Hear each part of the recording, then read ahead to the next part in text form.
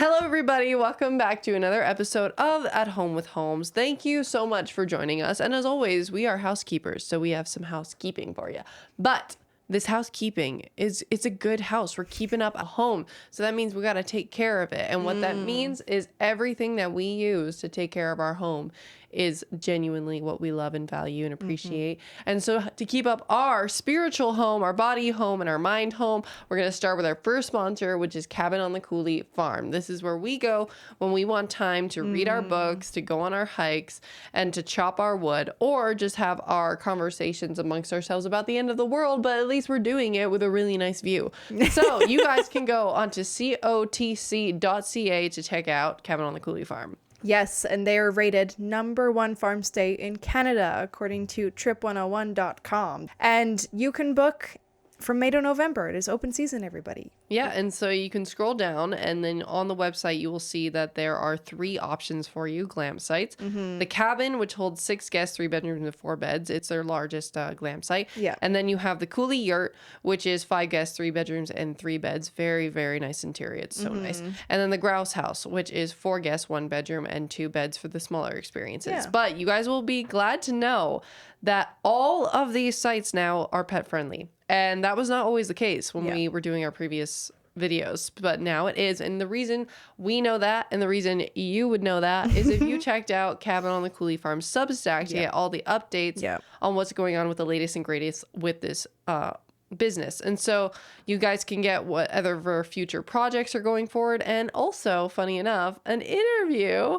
by the owner of this business with Maddie and I. And you will see that Maddie, we're wearing a particular garment that is... If you want to get this Alberta jersey, and you guys can find the Alberta jersey on our Buy Me a Coffee, but instead of buying us a coffee, you guys are going to buy us some matcha.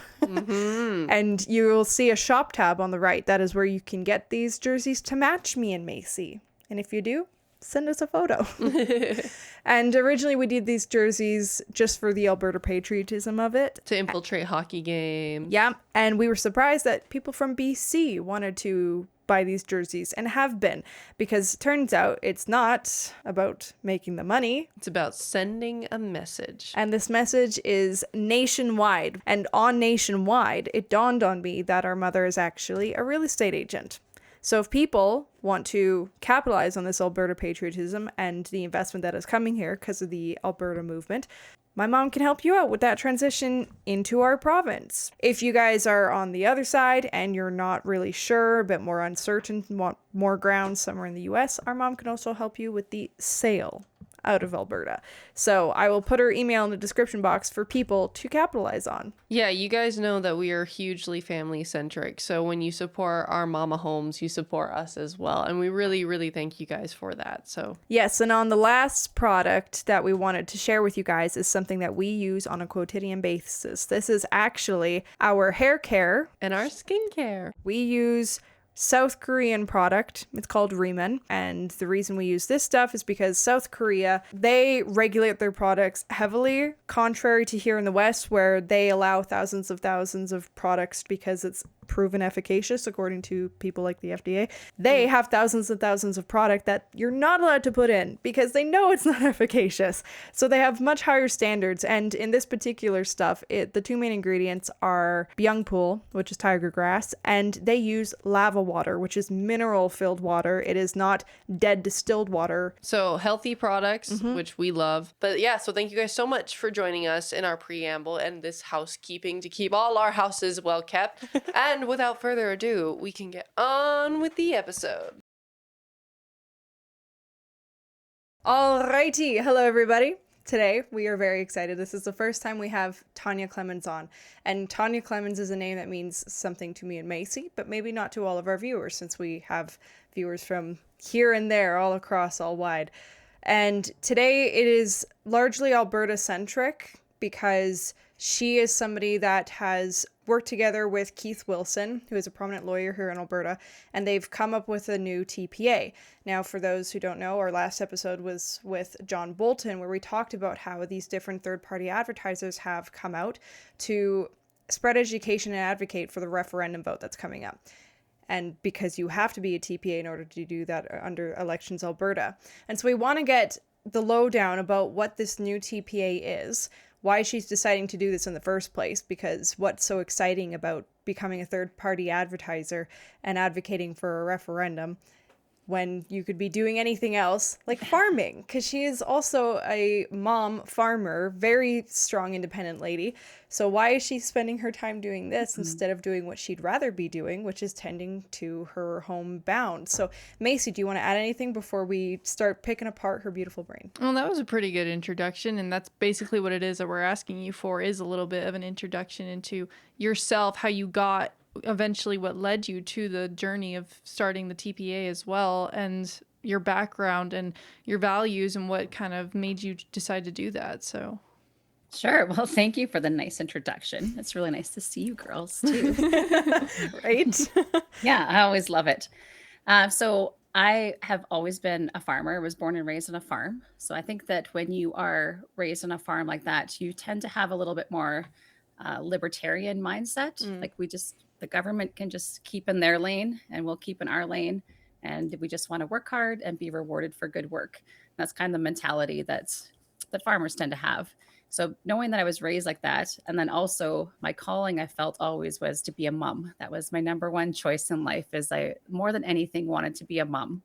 So when I went to university, I took education because I felt like that was characteristics, a lot of same values that moms would have, and being around children and teaching and education. So my values kind of laid there, and I thought it would work out really well as a job when I was going to be a mom one day. So those were kind of my goals as I was entering into life. So I kind of set that up and I became a mom and was very happy with that and very proud. And then you really start to think a little differently about the world too, because it's not just about you and everything doesn't revolve around you. Right. It revolves around this next generation that's coming and what their generation after them is going to look like. And as we started going through life, it was probably for most people, it was during COVID when people started to ask a lot of questions. And that's kind of where I was too. I was very much in love with Canada, very much proud of my country. And then during that time, I started to have some questions come up and was wondering why things were happening the way they were, but I wasn't really allowed to ask my questions and was kind of getting silenced. So that's when I really started getting more into politics and just trying to understand the power that we were giving to people to make decisions for us and why they were making the decisions that they were. And that was kind of my leap, I guess, into politics and kind of brought me to where we are now today. You said looking into the politicians and stuff. What did that rabbit hole get you? Because, not everybody, I definitely know that even me and Macy and our family getting into politics, I don't think we came to the same conclusions as every other Albertan out there. So what were the things that unveiled for you that, the complications that you found that maybe you weren't expecting? Well, I guess one of the big one was that I felt like we weren't allowed to ask questions all of a sudden, and we're kind of being persecuted for even questioning what our government was doing when really they are elected to represent the citizens. They're literally civil servants and they should serve the civilians. And that didn't seem to be happening at all. And so I started to get involved with the Alberta Prosperity Project then. And I went to my first meeting and it was Dr. Dennis Modry was speaking at it. And it was the first time I'd heard him speak. And he was talking about how there was a plan for Alberta to do something courageous and bold and different. And there was actually a legal pathway for that to occur. And it was not something that I'd ever learned about or had been taught or nothing that had stuck in my mind from the past. So I started looking into it. And yeah, he was right. There was a legal pathway. There was a pathway for Alberta to get out from under Ottawa's control and for us to stand on our own 2 feet. And I started looking at the reasons why we needed to do that.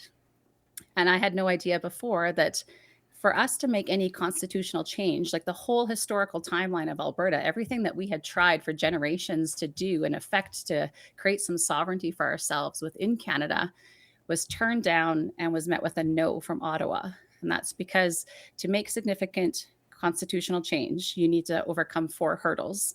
And the first one is you need to have 7 out of 10 provinces representing more than 50% of the population in agreement. So unless you get Quebec or Ontario, because they share 60% of the population, unless you get one of them on board, it's never going to happen. And then after that, you'd have to get a majority vote in the House of Commons. And then after that, you'd have to get a majority vote in the Senate. And then even if you passed all three of those almost impossible hurdles, you still have the fact that Quebec basically has a de facto veto vote. So every time we had a referendum on equalization, or we had a firewall letter demanding change or anything like that, there was a reason why it was always met with a no, because it constitutionally can't happen. Right. That's how I really got involved. Yeah, I was listening to a podcast the other day, and it was the Levine show, and they were talking about the referendum where over 61% of Albertans voted, to re-look and reallocate the equalization payments under Jason Kenney. And Jason Kenney had said, okay, so he reached out to the federal government. He wrote a letter, hit a wall. The answer was no. And then I think reached out one more time after like setting up a meeting and got a no. And then he just stopped. So received two no's and then went no further. And so that's something that clearly you're describing. You're just like, okay, try this. No. Okay, how about this? No. Which actually that gets me, because a lot of people, and especially Albertans it's largely conservative right now. We have the UCP in. Why not does the Sovereignty Act not get us what we need? I mean, could we not be a sovereign Alberta within a united Canada, just get what Quebec has and then call it a day? Because that's what some other female figures are saying. They want to stand by Danielle Smith and use the Sovereignty Act and get what Quebec has, and then we should be A-okay. Yeah, and there's definitely some steps that we could take. And I still support and adore Danielle Smith. I have some serious questions for her as of late, because she's taken a very adversarial approach to Alberta independence, when I think she could have stayed neutral. But right. It's her choice to do it, and we're pursuing with our choices as well. But with the Sovereignty Act, that was amazing, and everyone was excited, and we elected her on a campaign of achieving more sovereignty within Alberta. And there's definitely steps that we could have taken that were within provincial jurisdiction. Like, we could have pursued more an Alberta pension plan, an Alberta police force, our own tax collection. Those are all things that Quebec does and gives them more sovereignty. But it's interesting too, I've been on a speaking tour with Let's Talk Alberta, Chris Scott, which is awesome. And he has this one man named Benoit Trudeau. Mm-hmm. And he has a book called Enough. And he's really very, very smart and very fascinating to listen to. I love speaking with him because every time he spoke, I just learned so much from him. But his perspective was, he lived in Quebec. He's from there. He has a very heavy accent still. And he was in Quebec for both of their referendum attempts. And he says the mindset coming out to Alberta is just so different, because here we're asking and pleading for a little bit of sovereignty. Please, sir, can we have a little sovereignty? Please, sir, can we have a little bit of this? And in Quebec, they're like, no, we're sovereign beings. Quebec is a sovereign nation. We're taking our sovereignty. We own it. And it's just a very different mindset, and not something that in Alberta, is part of our culture we've grown up with. And I think at least this independence movement is bringing that into the conversation, that we can do better. We deserve better. We deserve more sovereignty and to be in control of our own affairs. And that's what we're pursuing. We might not all agree on the exact pathway forwards, but for the most part, Albertans agree we deserve more sovereignty. Mm. Yeah, and when I'm thinking of Quebec versus kind of where the circumstances with Alberta, to me, I'm thinking that Quebec has very much the capability of being more prosperous than they are as well. All the provinces in Canada do, just because of the way that things are structured with our taxation and just the system in general. But with Alberta, they made the fatal mistake, I think, of even allowing us to see how it is that what happens when we get our hands dirty and what can we accomplish. And Albertans have seen that. We're like, we are very hardworking people, and we know we can get things done. And so we have that mentality kind of embedded in our being of just, we can do it ourselves and we can make it happen. And if you say like that it can't be done, we're going to say, try me. And so because Albertans kind of have that, I think that at the beginning of this whole feudalistic system that Chris Scott has alluded to, where they set it up kind of on purpose, where the West would kind of be the District 12, and then over in the East, it's like the capital of the Hunger Games type of scenario, yeah. Right? But with Quebec, they didn't really give them that sort of that people that sort of niche, that sort of feeling that they can be that. And so because they've just been receiving this welfare that Albertans have, engaged in creating for them, even their sort of active powers of creativity and building with their hands has been stifled, that when they went for their separation, right, it was very much based on culture and language, and that makes sense.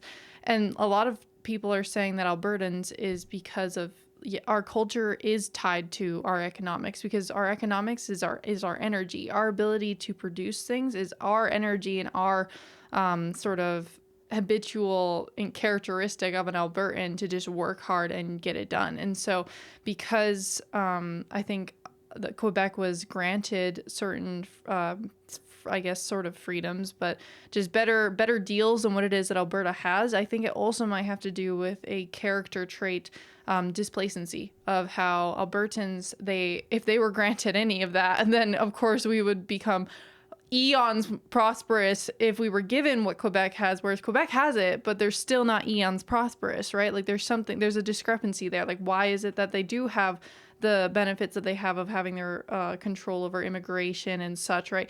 But they're still not exactly where it is that they could be. Whereas Alberta, if we were given that, we would be like, oh no, you made a mistake once again, right? And they know that. That's why they aren't giving it to us, because they're like, the minute you have control over yourself, because you've always had control over yourself mentally and physically, right? Then you have a seat at the table. Like, the West gets to have a chance to negotiate and a chance to actually maybe even dictate and leverage, and there's no way that they can let that happen. Yeah, and Quebec is right there with us as well. And they've actually told us how ironic it would be if we actually get our independence before they do, because they have decades of actual referendums for independence. We do have also decades and decades of efforts to create more sovereignty, but we haven't ever got to this point where we have a referendum on independence. So it's a pretty special time in history. And it's interesting to see the dynamics between Alberta and Quebec, because Quebec is quite helpful in lots of things with our independence, because they know that this is bringing the whole conversation of what Ottawa is doing to impoverish and punish many of their provinces. It's bringing it to the limelight and making it part of the conversation that Canadians can have now. Mm-hmm. One of the things that you have said before, and I can hear the remnants of it now, is there's another TPA, third-party advertiser, the Alberta Women's Independence Network, and Kathy Flett and Angela were just doing home meetings with women, just going to the homes, because sometimes in more crowded settings, women they're very sensitive to their environments, and so asking the questions they want, or to really consider how it could affect them in their personal lives and then their children, it's very complicated, and women know all of those different complex systems. And so the personal setting was more appropriate for them. And one of the common themes that would arise was they were starting to like the idea of independence as less so the final result and more like the leverage point, because they, like Quebec, as you were just alluding to, they want the negotiation to begin. They understand that a conversation needs to happen. And so even though and we've heard even some of the youth testimonies that we've been trying to put out on our social medias, they are also echoing what those ladies are saying. They are not necessarily wanting Alberta to separate, more so they want this movement to go ahead. That way the Constitution conversation can begin, because they know that right now as it is, it's not necessarily the way to go. So even in the beginning, this is kind of the question, is that how come you're not along those lines? Is it because in the beginning you were saying, as you started to get into politics, and maybe this is the journey for somebody that's just starting out, maybe the leverage point is the first step for somebody that hasn't been in it for 20 years, not like a Corey Morgan per se, but how do you see these negotiations going? Looking at this movement as a leverage point, do you think that is a fair game? Do you think that's realistic and that we can put our hopes in that? Or do you fear that we'll get another wall, we'll get another no, and be told you can't ask the question anyway? So I think I see kind of two parts in this. The first is like the women's side of it and approaching women and having those conversations. And I think that I don't claim to represent all women at all, but I do appreciate that a lot of women like to hear the information and be able to kind of process it and think about it, and very very thoughtful about how they proceed with things, especially when you're thinking about your children and the next generation. You want to make sure that you've looked at it from all angles. Mm-hmm. So going into women's homes and having sit down conversations with them like Angela and Kathy are doing, that's amazing. And that's what I'm trying to bring to our TPA, the Let Alberta Decide with Keith Wilson as well, is that there's like a female face that wants to engage in civil conversation. And it's not about pushing my agenda necessarily onto someone. I want to hear what their thoughts and their fears are too, and then have conversation. And it's really all about conversation. So that's kind of one of the points there with the women's side of it. And then getting to the negotiations and the leverage, I think that this referendum coming up, even though it's some people get hung up on it being a referendum to have a referendum, and that changes things a little bit, and we didn't really see that coming. But that's okay, actually, because this first referendum is still the most important question that Albertans have ever been asked in their lifetimes, in generations. And when you look at that ballot and what it's going to say on it, that question being asked, you have to think about the thousands and thousands of people and the decades and decades of effort that have been put into getting us to this point. So this is a very important question. And I hope that people will treat it with some reverence and respect, and meaning that you go into it educated and with some conviction before you cast the mark on your ballot. This first question, if we vote no for it, if we say option A, that we don't want to pursue independence in Alberta and pursue those discussions, it's all dead for the most part. Like, the independence movement still has its place and will continue, but for the most part, that conversation has been squashed down pretty hard. And we have absolutely no power with Ottawa. There is no way that they are going to come to the table and offer us something of any value. But if all the people that are supporting independence and know that they want that path for Alberta vote for option 2 on the 10th question that's been proposed, I hope that's going to be sitting on the top of the ballot pile on the independence question. And also the people that are still just very frustrated with Ottawa, but they don't necessarily support independence. They might not even know where they sit yet. They might be opposed to independence. But if you share that frustration of how Ottawa is treating Alberta, then I would implore everyone to vote for that option 2 on that question, because that then is not a binding referendum vote. It is non-binding. It just starts us into the path to lead to an independence referendum. But in the meantime, it gives our provincial government all the strength and negotiation power to be able to negotiate with Ottawa with some leverage. And we've never had that before in Alberta. We've never been able to put the government on notice, the federal government, and say, no, like, we're going to pursue something different if you don't start treating us as sovereign beings and come meet us at the table with some good faith negotiations. And then we can kind of see what Ottawa does with that. I still will want to pursue an independent Alberta. I think that we've seen a historical track record of how Ottawa treats Alberta that can't be ignored. But at least that gives our provincial government the opportunity to take some steps and have some strength in their negotiations, which is very important. We've never had that before either. Yeah, something that's also kind of lingering in my mind is I don't necessarily want to use the fear tactic in trying to tell people why Alberta independence is a good route, because there's so many good benefits, as in there's so much, I guess sort of scent of the cheese, so to speak, than fear of the cat.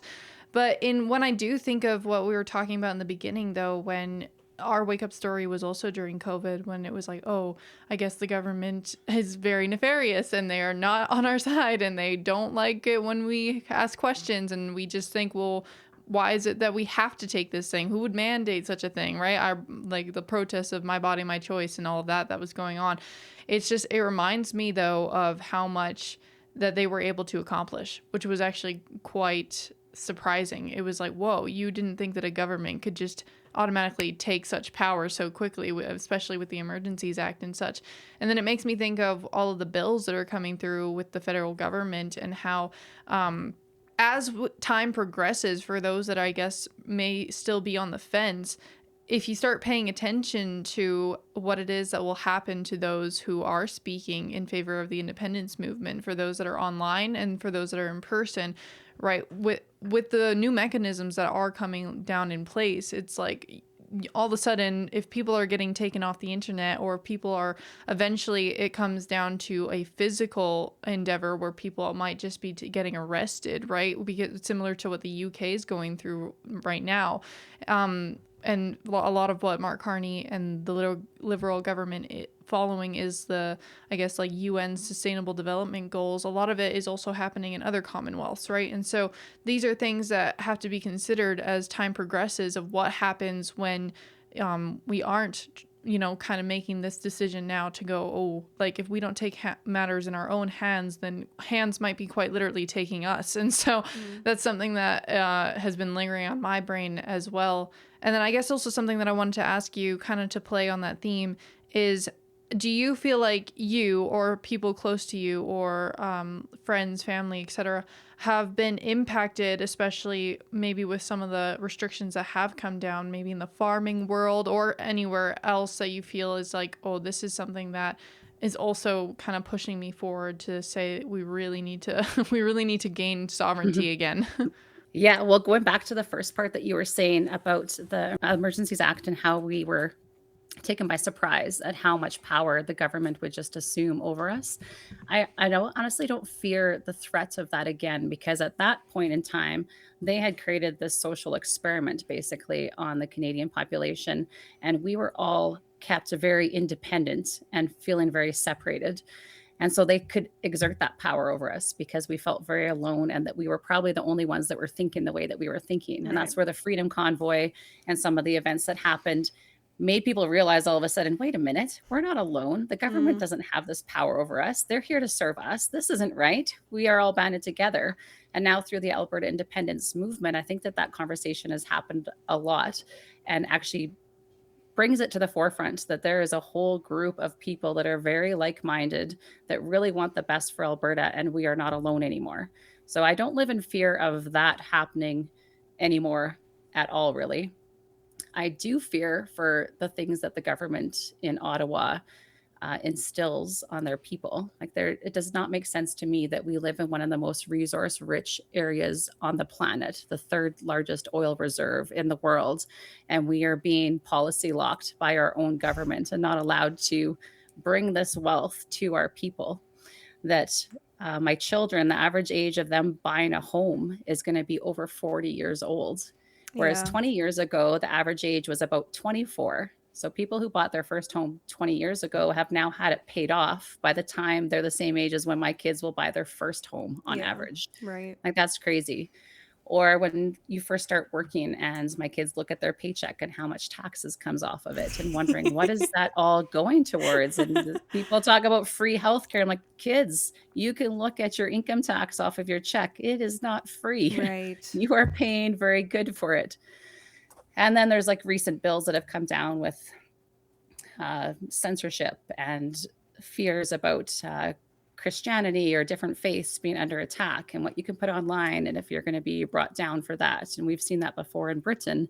They're just a little bit ahead of us in it, and people are being arrested for things they've been posting online. So there's a lot to be worried from. And I speak to that a lot when I'm speaking in public as well, is that the certainty of where Canada is headed is far scarier to me than any uncertainty of where we could be with a new Alberta if we formed a new nation. And that could be overwhelming. There's a lot of components to it, and there's a lot of really intelligent people working at bringing all those components together, but there's so much positive to pursuing that uncertainty, and there just seems to be so much negative to staying exactly where we are and doing nothing. That's a point that really hits home, is always the contrast. You know, it's like the question some people say, do you know what love is? And it's like, well, we know what it's not. And it's like, do you know what an independent Alberta would look like? The reality is no, but do we know what Canada and Alberta within Canada would look like? And right now we do, because we're in it. And then two, how it goes in the future, well, we know because Canada and Mark Carney is signed on to the same programs that the European Union is, and NATO. And so we can see that all of the programs that are happening in the UK, well, they are signed onto the same agreements. They will eventually come to Canada.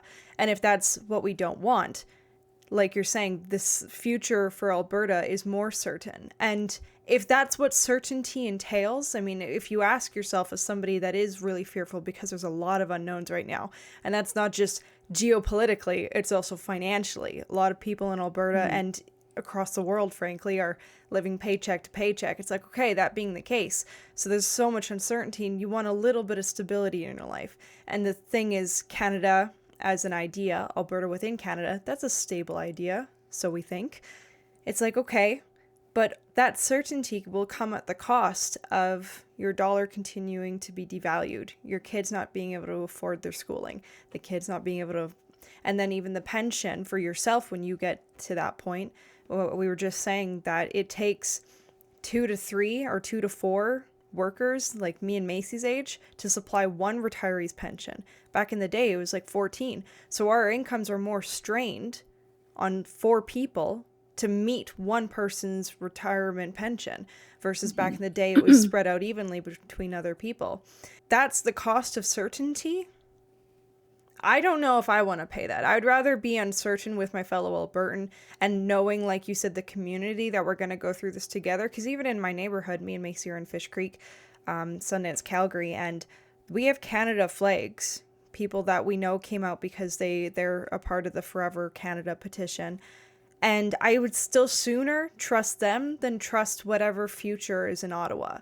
And that's, I think, one thing people are forgetting is that we are experiencing the same gas prices every day.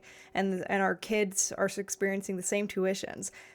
They're not in Ottawa. And grocery bills. And grocery bills, right? So I think that's a very good point, is to just contrast what do we already know, and then the things that you would like to know, are they more important than the certainty about where we're heading? Is that as scary or as recommending as the uncertainty about what a potential Alberta would look like? And that's a very, very good point that even I need to remember. Well, and I think even our premier needs to remember that. Everyone needs to remember that we have to compare the risk to the risk, but the benefit to the benefit. You can't just compare the benefits of staying in Canada to the risk of forming a new nation and ignore all the amazing benefits that Alberta could experience with independence. That's really not fair. And then even with the flags too, isn't it kind of crazy? Why are the flags so controversial? Like, why is it? I can still love Canada. Heck, I have it tattooed on my shoulder, and I'm not going to leave it or move it. I like it there. You can love Canada and still want better for Alberta, and know that Ottawa is doing something that's very punitive to our country, and it's unfortunate and unfair. But if there's things about Canada that we value and love and believed existed, then we owe it to Alberta to pursue independence and try to save that part of Canada. That's how I feel about it.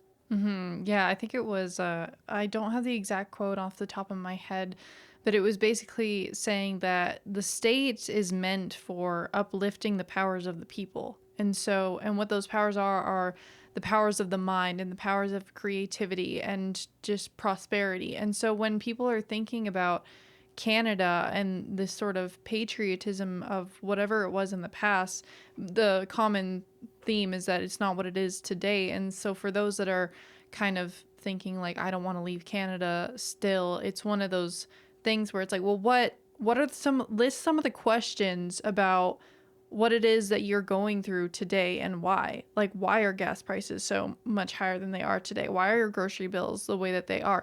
And a lot of that can seem like economic questions, but it's one of those things where it's people's ability to thrive, and that's people's creativity, that's people's ability to build things, to make a nation. And the state is meant to uplift that, essentially, and so not squander it. And so why is it the way that it is, right? And then if people start asking themselves those questions, they're like, what is our country exactly? What do we build? Like, that is one of the, I think, the questions that should be asked is, what is a country if not what it is that it produces? And so what are we producing? And right now it's, for Alberta, nothing. Like, nothing that we could be, right? And then the same goes for any of the other provinces. And that's one of the things that people don't look for, is almost like the potential of what's under our ground, in this case oil, sure, but like the potential of just what is underneath the surface, and that's not coming to fruition. So And what if all the things that we loved about Canada or grew up believing existed in Canada could actually be regained, and we could save those and preserve those in a new constitution, in a new nation of Alberta, and protect our property rights and things that we've never actually had protected in Canada before. So we could make all the things that we loved about Canada or believed existed and then amplify it and make it even better. That's completely within the realms of possibility. And people get overwhelmed by thinking about forming a new nation, but there's literally been 40 new nations come into existence over the last 50 years, and none of them as resource rich as Alberta. None of them with the grittiness and entrepreneurial spirit of our people. None of them with the young population that we have. Like if those countries can do it, absolutely Alberta can do it, and we can do it even far better. I don't understand the belief that Alberta couldn't get this done. We absolutely could. It makes sense in a day and age where I think because everybody is having a hard time living day to day. On our podcast with John Bolton, he said, us three, for example, he's like, we get up every day and we're thinking about all of these things and all these factors. But there's so many Albertans, and then even me and Macy, our age, they're getting up and thinking about literally the next day. How do I get through today? And then there's also students with the schooling and then managing the daily relationships. It's like there's so many things that all the micro examples, and then they don't see how the macro. And I guess that's a question I should ask too, because you're thinking and comparing Canada as a nation. How do you reconcile? Do you see the similarities? And what's your outlook to regard all of this and its complications without being overwhelmed? Because I think a lot of people, even kids our age, they don't necessarily do the podcast because they find it overwhelming and they can't balance it with their schooling or managing their relationships. Yeah. And I think women too, I've heard some women, they hear a bad news, like some of the bills that are coming out, it really gets the panic going for a woman to hear, what do you mean? My daughter, because in the UK, for example, the bill that they passed regarding censorship, there was an example of a young girl, and she and her friend had a fight at school. Well, her friend reported her, and that report went to the new board of authorities that's keeping track of censorship, and that went onto her record. And so when the girl went to go get a job, the fact that she had a best friend fight in school was now on her record. And so she couldn't get a job. And that's stuff that could come down the line here. And when moms hear that, they go, oh my gosh, like, how do I handle that information? And so how do you balance that to look at the state of the world and still have hope? Because you are expressing a very sanguine perspective about what Alberta could be doing. How are you doing that with all of the other things on your plate? Because you're a mom, you're balancing the business. Like, how are you doing all of this? Now a TPA with Keith Wilson. Well, I'm probably not doing all the other things in my life nearly as well as before, to be honest. A lot of my effort goes into Alberta independence and this movement because this is the timely nature of it. It has to happen now. And if it happens or it doesn't, then I know I will have time in the future to be a better wife, a better mom, a better farmer, all those things. So I know that my family is okay with suffering a little bit of loss from my involvement with them, knowing that this is super important. And to me, I'm still doing this for my family. This is all for my kids and for their kids, and trying to do that. And yeah, it definitely gets overwhelming. It's definitely scary. I'm not trying to negate that. And I hear that from people and understand those fears too. But then when I step back out of it, I try to think that, you know what, I don't have to have all the answers. If we put in a new pipeline in Northern Alberta, I don't have to know really anything about that. I'm trusting that there's people involved in all the different aspects of that are going to make the appropriate decisions and get that done. And the same is with Alberta independence. You know, if someone comes to me with questions about, well, what happens with my mortgage when we transition over, or what happens with our currency, I can give them some like background and perspective now that I've gathered from being involved in this for so long. But there are people that are working on all those things. And I think that's where Keith Wilson and his team with the Alberta Transition Council is going to help alleviate a ton of fears and like lower that overwhelming nature quite a bit, because there will be experts in every single one of those areas outlining how we transition border services to a new nation, how we transition our CMP to a new nation. All the questions that people have are going to be addressed by people that are experts in those fields. But we're not getting the mortgage specialists to tell us about the Alberta sheriffs and our CMP. Right. We're getting them to stick to their lanes. And that's part of trying to decrease the overwhelming nature of this. Because forming a new nation is a big job. It's pretty huge. And we've never done it before. But like I said, lots of other nations have. And with a lot less, perseverance and grittiness, and I would say even intelligence. Alberta is full of smart, gritty, determined people. So that helps take away the overwhelming for me, is that I don't have to have all the answers. I will refer people to experts that do have answers in those areas. And that helps calm me a bit. I'm excited for the transition papers, because then Maddie and I, we did an entire series with our dad doing the value of freedom document, so that way people could listen if they couldn't physically read it. And then we did our discussion process after it. And so I feel like we're going to have another document that we're going to have to do a whole series on. Gotta pick it apart. Yeah. And so you girls, like, where do you guys even come from? You guys are so, like, I don't mean like literally where you come from, but you girls are so good at this, and so great at conversation and understanding what's happening in the world and having those conversations with people and bringing it to the forefront. Like, I'm so appreciative that our paths have crossed and we have gotten to know each other a little bit, and we get to do this, because you guys are just such rock stars. Blows my mind. Yeah, we're trying. I mean, obviously family. I mean, like, that's where we came from. It's like, luckily we do have a nuclear clan. So, I mean, you would know all about that. And so I think the main message that always me and Maddie and our family go to is culture and values, because that's the only thing that you can really start to build a good foundation for a person, then let alone a nation. Because you have to ask yourself, like, what kind of values do you want it to be predicated on? And that's why even when we've been kind of down in the dumps about what it is that may or may not come down the pipeline, if we get one, is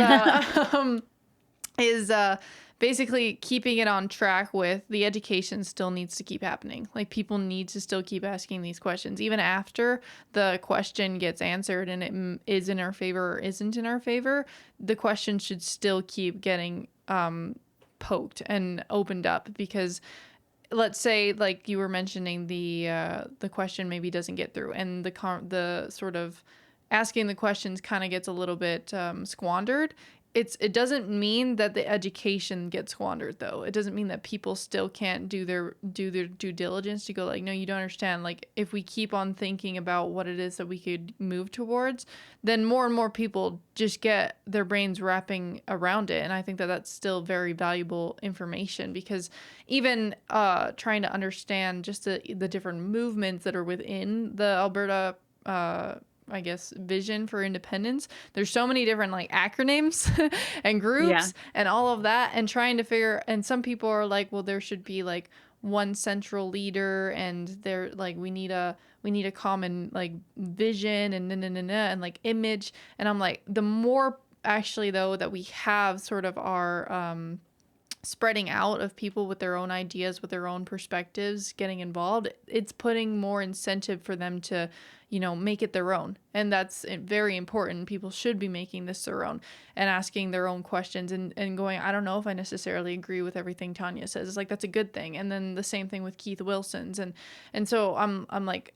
the education, that's our biggest thing, is just keep on asking yourself questions and then doing the research, because I think it's one of those things where if there's something to build towards, it was something that me and Maddie just recently, funny enough, read an article written by Mega Lillywhite, and she was saying, she was making a case for why teach children, like, why to shelter children from wickedness, because all the time people are like, you can't be naive to what's going on in the world, and so they got to learn about all of the bad things that are coming, and this plays into what we were just talking about, all the bad things that are coming through from Ottawa. And the case, though, was that when it comes to trying to strive towards excellence, when you start with beauty and goodness and virtue and all of the characteristics that can help someone feel uplifted, like not demoralized with the state of the world, then that can make them strive towards excellence, and because they have an idea of what it is. And it's not necessarily like start with all the bad in humanity and then hopefully you have a redemption arc later in your life. It's like, no, start with the fundamentals and then work from there. And that's how you can build and get accountability. It says that I can do something about it despite the darkness that's around me. So Yeah, what you're saying. Nonetheless, you are, like, I'm just amazed. You guys have great perspectives on things, and Well- such like a grounded base. Like, it is about your faith, your family, your freedom. What virtues do we want to build this on?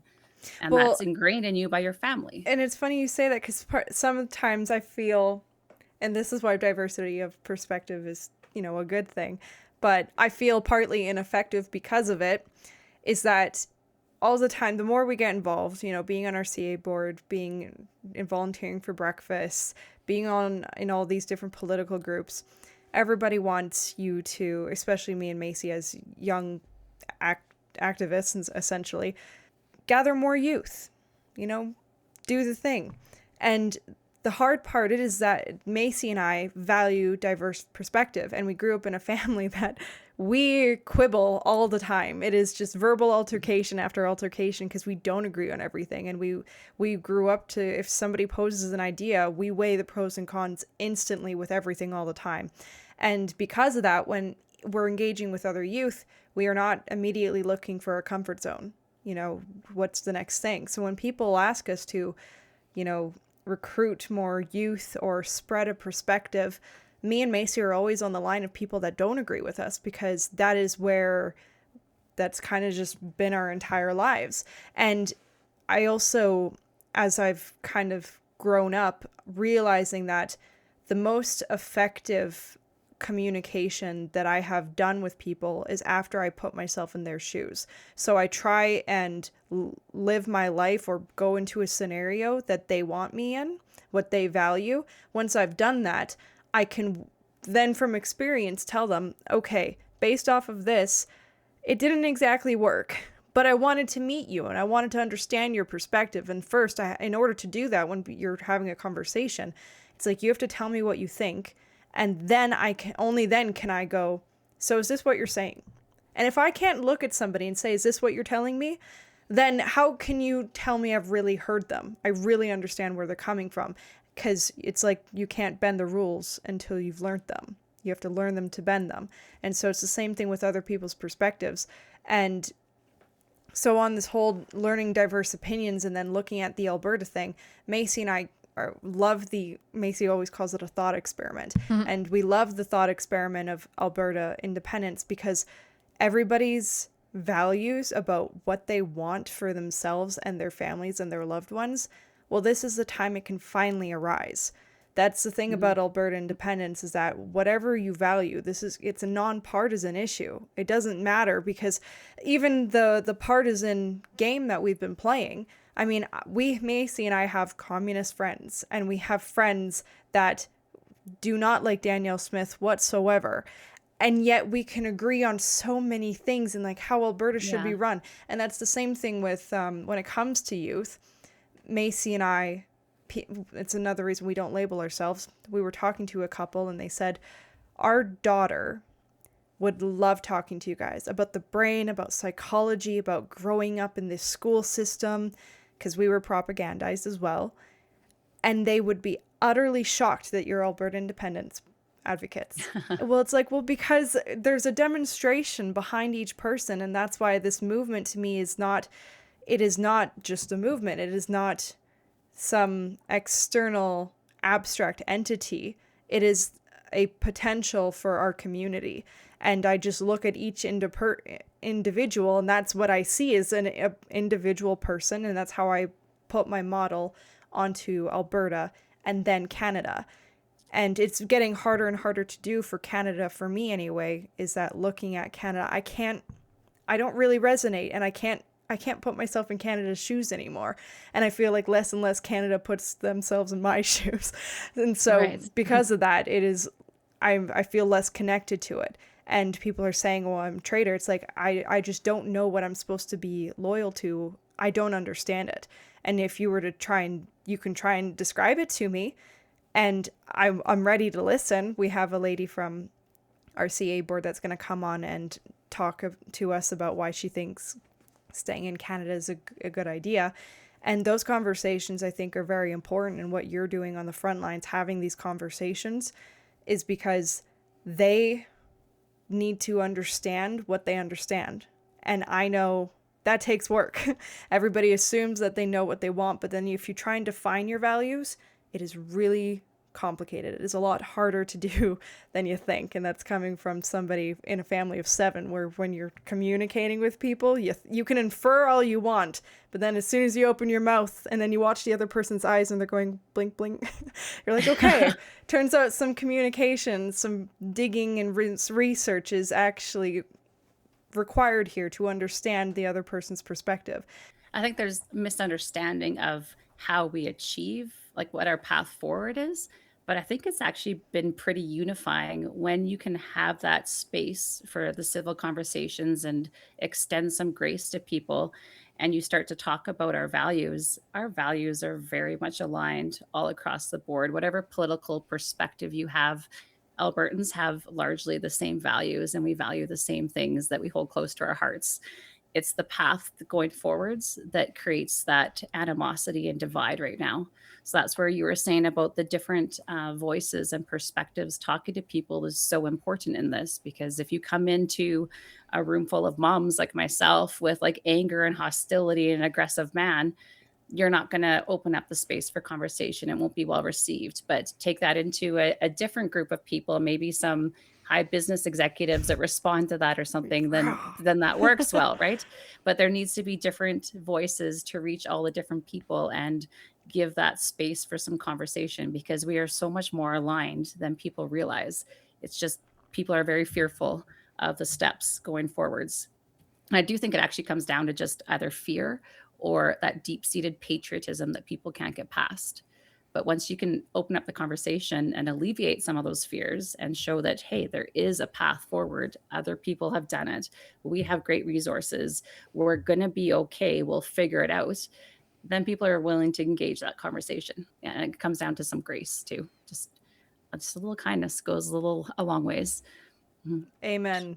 Yeah.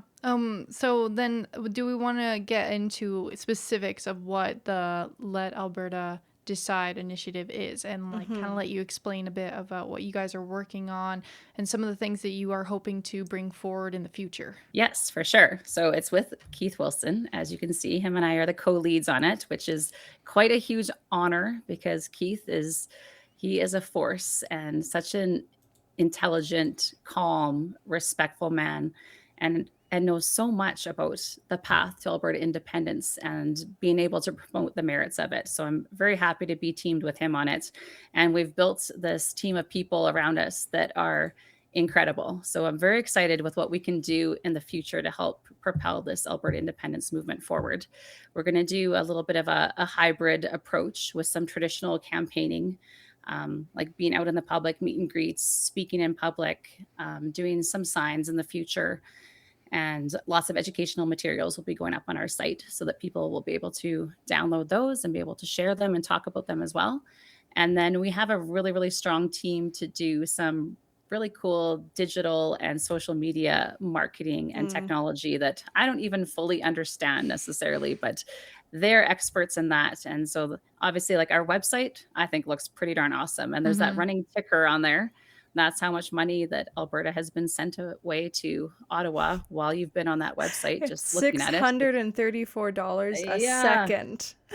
Damn. And I think at the very bottom of the website, there's a link that takes you to Ottawa Takes, and that shows you a whole bunch more statistics. So it's kind of like a little bit more of the doom and gloom, but like the hard hit reality of this is what we are losing all the time. And these are some huge numbers. And so our goal now is to go out and talk to people and shed some light on what the merits of a sovereign Alberta are. And there's this whole group of people that are undecided and haven't really fully been reached yet. And that's who we're hoping to engage with, because I feel like Albertans pretty much across the board are disenfranchised with Ottawa or frustrated with Ottawa and see what Ottawa does to punish Alberta. And they don't know what to do about it. They don't necessarily support Alberta independence yet, but maybe they haven't been approached in a way that engages them in conversation where they could ask their questions and feel safe to talk about it. So that's kind of our approach, is to try to get to that group of people and engage them in conversation and see if we can highlight some of the strengths of an independent Alberta and bring them over to this side. Yeah, that's amazing. It is quite a good website. I mean, even the statistics alone that you have on there, there is quite a lot of knowledge that people can spend the next 20 minutes if you just look at one of the statistics you have on here and start analyzing where's the money going, how much, and then even the bills. I see you have some of the bills that passed that have capped us that people might not know about, because I definitely know some people don't even know what the federal government's doing because they're busy with their daily lives. So this could be a very surprise website.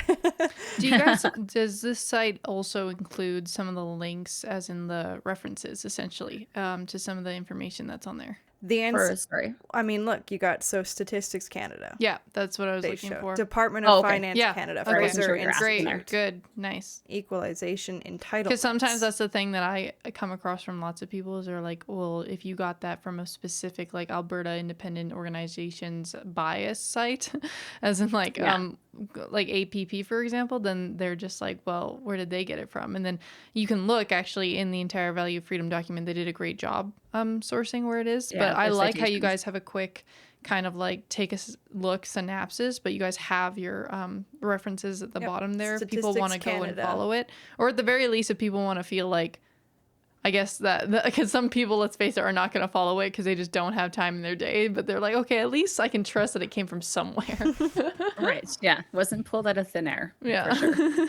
So, what are your big messages you would like people to take away from this, and what's coming up for Let Alberta Decide? What would you like people to participate in with it? Well, on July 12th, we are going to be having a big pancake breakfast in Calgary at Ranchman's. And it will be up on the website shortly, and people can register there just so we know to make sure that we've got enough pancakes. There's going to be a lot of influencers. I've extended an invite to you guys as well and hope that you will be able to attend, but no pressure at all. And yeah, just to engage Calgarians as they're going about their day on their way to Stampede and have some conversation and, break bread together and celebrate a little bit of that city. So that's exciting to look forward to. We have some sign campaigns coming out. We've got a lot of things in the works. The hard part about this campaign too is that normally an election campaign is about a month long. And this campaign for a referendum campaign is over 4 months long. Like we have just under 4 months left until the first referendum day. So we want to make sure that we're pacing things out and gradually building people's excitement and interest. I would hope that people would feel that the way that Keith and I present ourselves and engage with people makes them willing to ask their questions and have hard conversations, ask hard questions to us, and engage in that conversation around Alberta independence, and to think about the future that they want to leave for the next generations. And if we decide ultimately to stay in Canada, what that future would look like. And if we choose to undergo a little bit of, courageousness and take a few steps into fear and do something that hasn't been done before in Alberta, what is the possibility that we could leave for our generations in the future then, if we take those steps? So those are kind of the balances I want people to weigh out.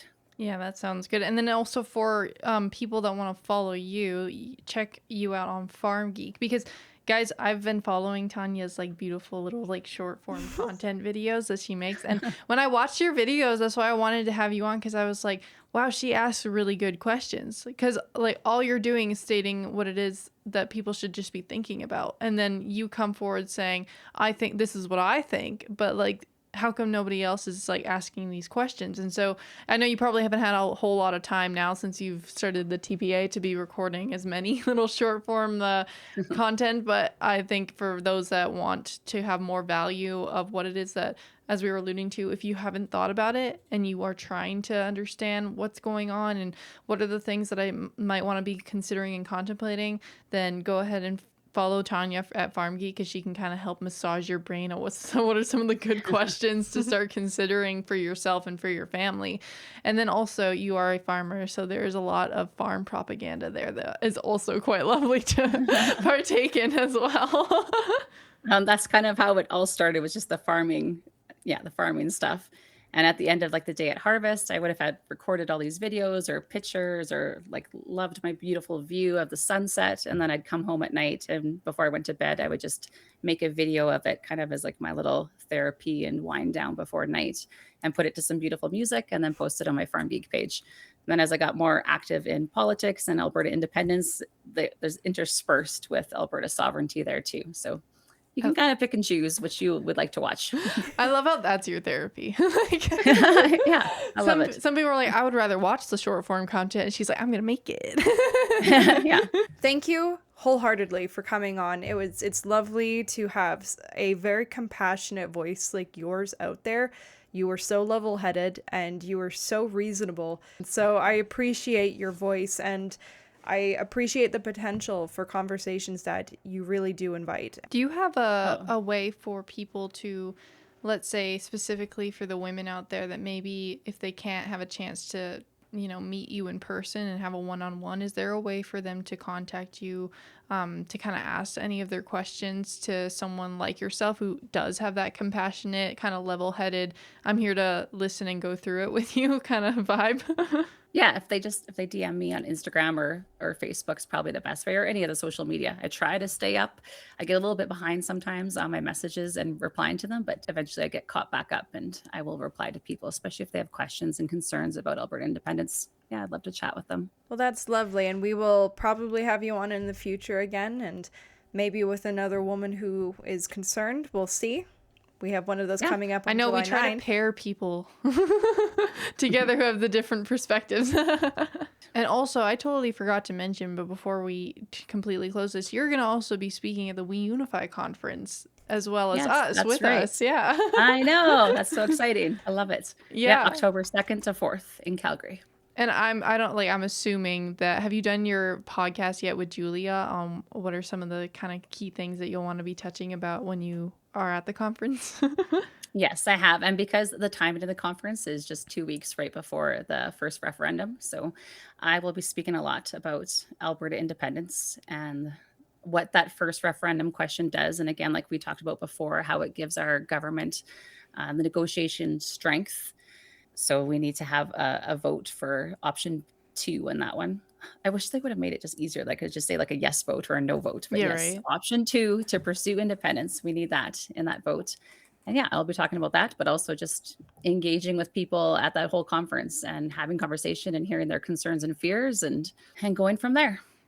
Okay, that sounds great. And then for those that are interested in getting their tickets for that, you can go to weunify.com. And Maddie, what did you just click? Did you just click like get ticket? Is that how you just there's did? tickets, and then it gives, options, and there's early prices, so Yeah. and vendors.